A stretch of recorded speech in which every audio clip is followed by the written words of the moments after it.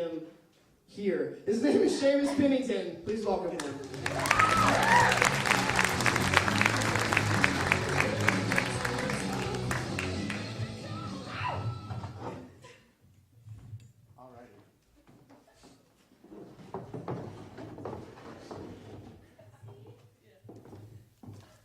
So there's no swearing or vulgarity here, so I expected a much younger audience. So I brought the book Rumpelstiltskin to read you guys. Or as I like to call it, spoiler alert, Rumpelstiltskin. It's a lot of mystery.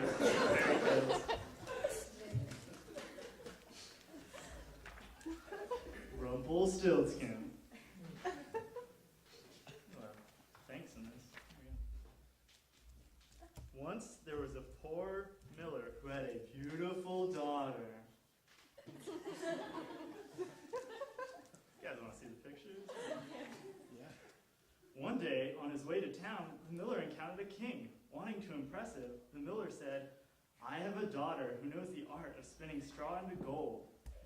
Now, he meant this as a sexual innuendo, but the king had a way of taking things quite literally, and probably kidnapped her.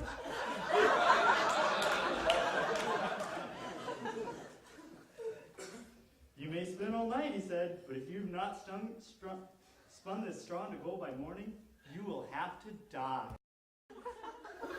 Said that right. There sat the poor miller daughter, without the slightest idea how to spin straw into gold, and she began to weep. Suddenly, the door sprang open, and a tiny man stepped in. "Good evening, Mistress Miller. Why are you sobbing?" "Oh," the girl cried, "I must spin this straw into gold, and I don't know how, because I'm a woman."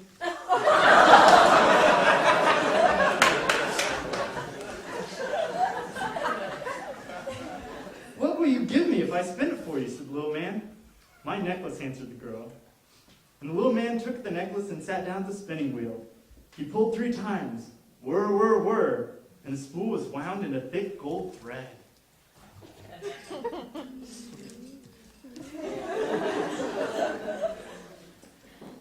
The king came in by sunrise, and he was delighted, but the gold only made him greedier.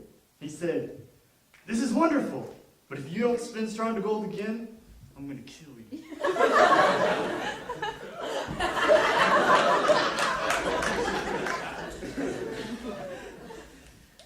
The girl didn't know what to do, and she began to weep. Once more the door opened, and the little man stepped in. "What will you give me if I spin this straw into gold for you?" "The ring on my finger."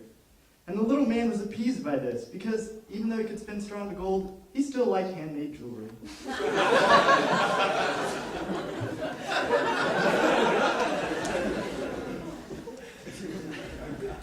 Shortly after sunrise, the king returned.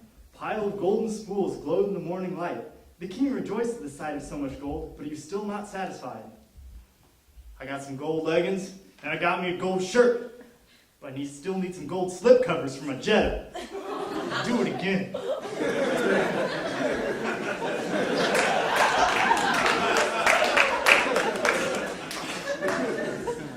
When the king had left, the little man appeared for a 3rd time. "What will you give me if I spin this into gold yet again?" he asked. The girl said, "I have nothing to pay you with." I have writer's block for a porn I'm writing, so. "Then promise me when you become queen, your first child will belong to me." The miller's daughter gasped. How could she promise such a thing? When the king came in the morning and he found everything as he wished, he married the miller's beautiful daughter, and she became queen. No, not ooh. He threatened to kill her 3 times now. How much time do I have left? 40 seconds. 40 seconds. I lied, 45 seconds. 45 seconds. All right. 44. 44. Okay. Let's see. She has a baby. Try to guess names, beginning with Casper, Melchior, Balthazar. Not it. These two. Y'all, you know the name yet? Anybody? Okay. Anyway, so she's the handmaid now, and he just jumping around a fire, yelling his own name. It's not a weird thing at all. So finally, he arrives on the last day. "Now, Miss Queen said, do my name, or will I take the child?" The Queen asked him, "Is your name Will?" "No," he said. "Is your name Phil?" "No." "Is your name Corey Haim?" No, it wasn't.